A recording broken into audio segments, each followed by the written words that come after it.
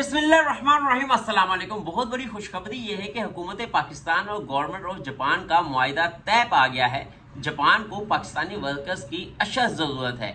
मज़े की बात यह है कि ये लेबर कॉन्ट्रैक्ट के ज़रिए जाएंगे, जिसमें रिहाइश, खाना पीना, सैलरी सब गवर्नमेंट के थ्रू जाएगी। मतलब कि कोई बीच में एजेंट नहीं है, कोई बीच में बताया ये नहीं जाएगा कि आपको इतनी सैलरी मिलेगी, वहां जाके उतनी मिलेगी।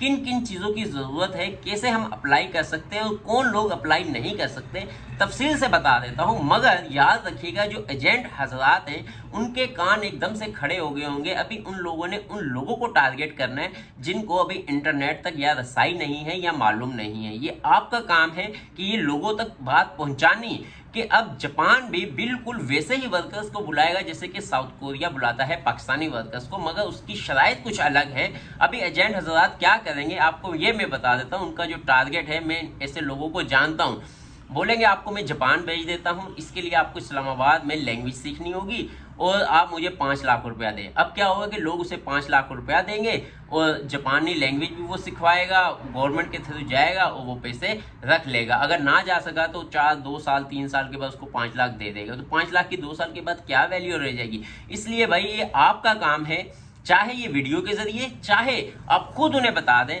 कि भाई जापान, गवर्नमेंट ऑफ जापान और गवर्नमेंट ऑफ पाकिस्तान का कॉन्ट्रैक्ट है, बीच में कोई एजेंट, कोई लेन, कोई किसी की सिफारिश, वजीर आजम की भी सिफारिश नहीं चलेगी।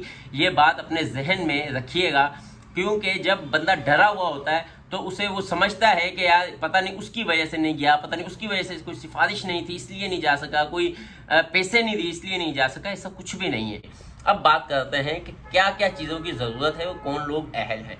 सबसे पहले 18 से 39 साल तक की उम्र जो है वो रिक्वायर्ड है जापान को भी।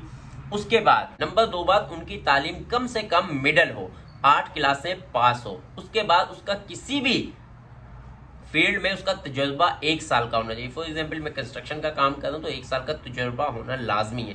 ये पाकिस्तान वाला तजुर्बा नहीं है कि आपने अंदाज़ा लगा दिया बस वहाँ पे इंटरव्यू में पास हो जाएंगे। आपका तजुर्बा होगा तो आप आंसर दे सकेंगे।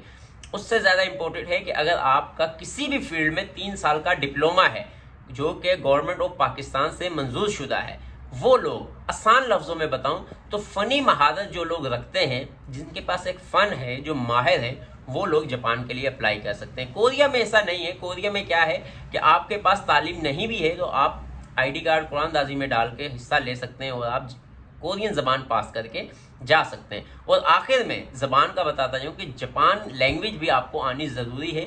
ये फ़िलहाल ओवरसीज़ का इदारा ही सिखा रहा है जो कि इस्लामाबाद में स्टार्ट अभी इन लोगों ने इस्लामाबाद से की है। 2.5 महीने का कोर्स है, 4,500 से 5,500 रुपया फीस है। फीस भी ज़्यादा नहीं है। और उससे मज़े की बात बताऊं, क्योंकि ये पहली लौट जाएगी, पहले लोग जाएंगे जो पहली दफ़ा जाते हैं, उनके लिए लैंग्वेज टेस्ट भी बहुत आसान होता है। उनको और भी बहुत सी चीज़ों की रियायत दी जाती है। उनके मेरिट लिस्ट भी नहीं होती, उनमें स्किल टेस्ट की भी इतनी टेंशन नहीं दी जाती। जैसे जैसे लोग जा रहे होते हैं, दूसरी, तीसरी, चौथी, 5वीं कुरानदाजी होगी, 6ठी बार टेस्ट हुआ, फिर टेस्ट हार्ड करते जाते हैं। क्योंकि लोग जापान पहुंच जाते हैं, वो बताते हैं कि भाई वाकई में कोई सिफारिश नहीं, कोई पैसा नहीं लगा।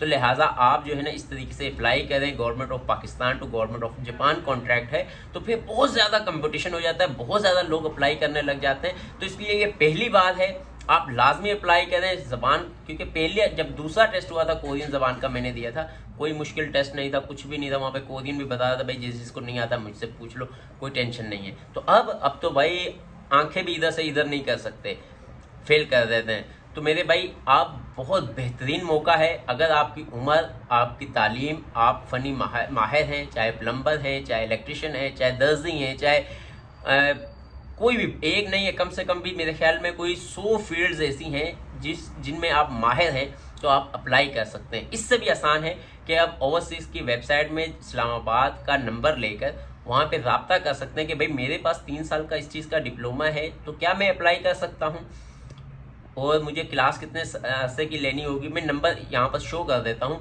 वहाँ पर आप फ़ोन करके रब्ता कर सकते हैं। तो आप जापान ज़रूर जाएँ, इंशाल्लाह ताला। वो कोरिया से भी बेहतर है, ज़्यादा डेवलप है, ज़्यादा अमीर है, ज़्यादा दुनिया में मशहूर है, ज़्यादा वहाँ पर भी इज़्ज़त और एहतराम कोरिया के मुकाबले में ज़्यादा है, कम नहीं है। बहुत कुछ सीखने को मिलेगा। जैसे कि कोरिया एक यूनिवर्सिटी है, सेम ऐसे ही जापान एक यूनिवर्सिटी है आपके लिए सीखने के लिए। बहुत कुछ सीखने को मिलेगा, पैसा मिलेगा, पाकिस्तान आएंगे, कारोबार करेंगे, इज़्ज़त के साथ अपनी ज़िंदगी गुजारेंगे।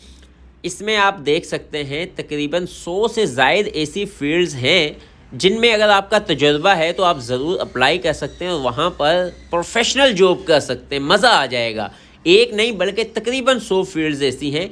इसके लिए आप oec.gov.pk की वेबसाइट पे जाके ये पूरा डिटेल से पढ़ सकते हैं।